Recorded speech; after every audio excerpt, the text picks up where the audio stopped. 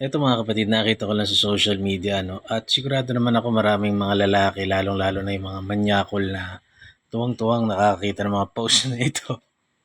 Nilalike, talagang pinagnanasaan. Eh ako naman medyo talagang napa-screenshot nga ako. Wow, oh, may, oh, medyo nakaka-distract, no. Pero ako ang pakiusap ko sa mga magagandang binibining ganyan na may kalakihan ng huwag niyong gawin yan kasi alam niyo, okay lang naman yan for views o sa kagaganda ng page mo o kung kumikita ka sa social media wag sana sa public kasi kunwari hindi ka tinted.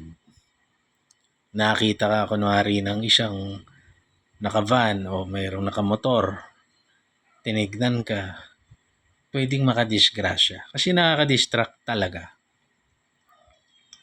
Nakaka-distract po yan. Okay, makita ka ng mga nasa jeep na yon. Eh kung yung driver niyan, manyakol, pag nakita niya yan, mga bangga-bangga naman na yung mga sasakyan. So, careful lang. Nothing against you naman, pero ingat lang sa mga ganyan o kaya yung mga mahilig mag-chorba sa sasakyan pag traffic. Nag-chorba, tapos di naman tinted yung sasakyan mo. Alam niyo yun, naranasan ko yan eh. Mahirap, mamaya may makakita pa, makakahiya. So, take it from me. Marami na akong ginawang hindi mabuti sa buhay ko.